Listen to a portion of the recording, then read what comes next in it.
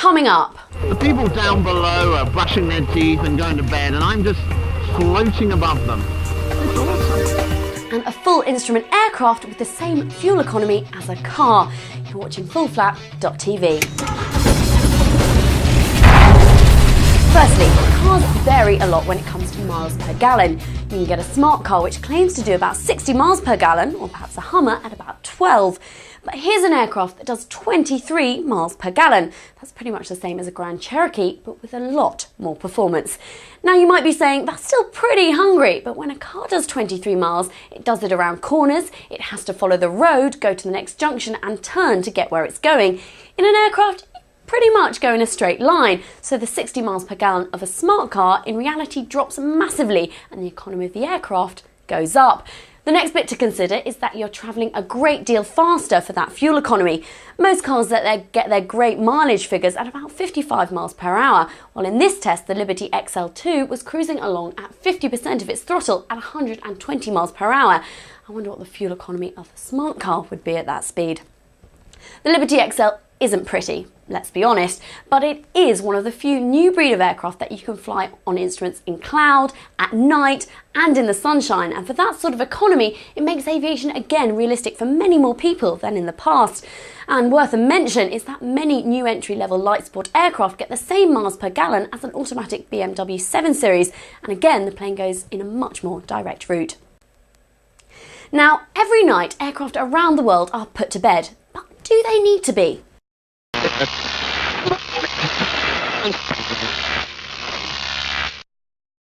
Have you ever wondered what happens to light aircraft at night? They go to bed, don't they? Ah, night night.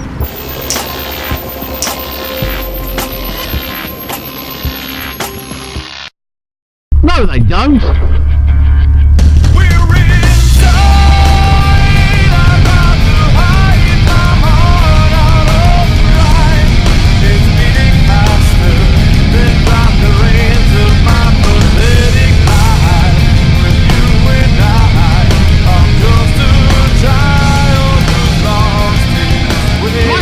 It's not much different from flying during the day. Of course, it's a bit dark. Which is why you're watching me on this grainy night vision camera.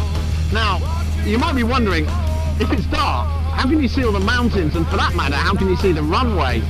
Well, for starters, it's not pitch black. I mean, just look outside the window at the moment, and you can see there are lights everywhere.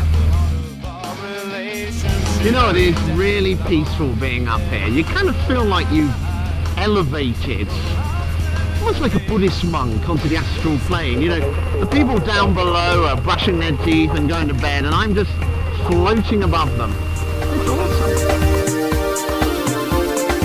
I don't know about you, but I've never flown at night before. The takeoff was pretty easy, just like normal. You point the aircraft at the sky and push the throttle forward. But what about landing? Rob, fullflap.tv's resident flying instructor, in fact he does quite a lot around the office actually, is also a night rating instructor, and he reckons that I can do it first time. Well, let's see if I can do it then. The usual checks then, if we have a look down here for starters. Okay, so set it up. Yep, all the way down. Great. Yep. Oh, a little bit high. Let's get that power off.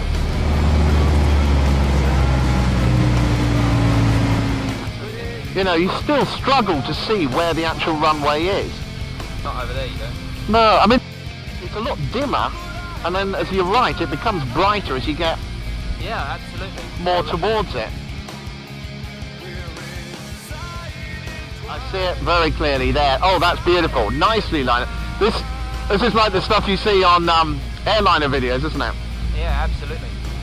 Right, so is there anything I need to just think about as I'm coming in here? Well, first of all, you need to watch your speed. Yep. Get that speed back. One thing I noticed is that the 3D feels different. It doesn't, because you can't see the text of the tarmac. That's true. On the left, just by the runway, you can see 4 PAPI lights. Doesn't matter what that stands for, but too many reds means you're too low, too many whites means you're too high. Yep. This is very interesting using the PAPIs. You know, during the daytime, you don't really look at them at all, do you? No. Then I've got 2 of them, and then, right, so I'm about right. Lovely. Yep, 3 stage of flaps on. We're actually a bit low. Are you still wondering how you avoid hitting mountains? Well, firstly, there aren't any around here. Which you'll know if you've ever been to London. Secondly, and this might sound silly, but mountains don't move, so once they're on your chart, you know where they are and how high they go. All you need to do is look at this to know you'll be clear of them. You should start to see the landing light having some effect soon. Got 100 foot to go. You can just about see now that the landing light's coming in. Don't worry. Yeah, I can see the runway now. Yep.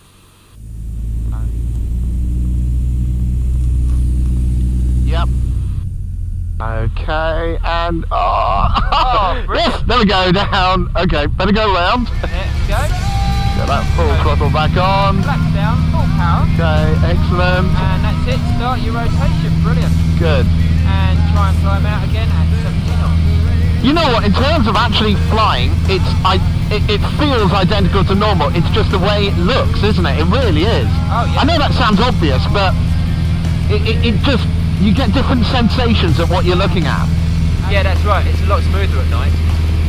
As always, every country has its own set of rules for night flying, even though for us pilots the air is still exactly the same, the flying is still exactly the same, and, well, night looks like night wherever you are in the world. In some places, though, you need just 5 hours of training, and if you keep in practice, short winter days no longer are an issue for you. There's no sunlight glinting off the lakes, there's no mountains to see, no rolling fields, but as we've just seen, it's still pretty spectacular at night with all those lights all around. The other great thing about night flying is that if you haven't quite got to your destination yet and the sun's gone down, you just keep going. Good night. That's it for this week. We'll be back with more features, interviews, stories and all sorts next week, so join us then.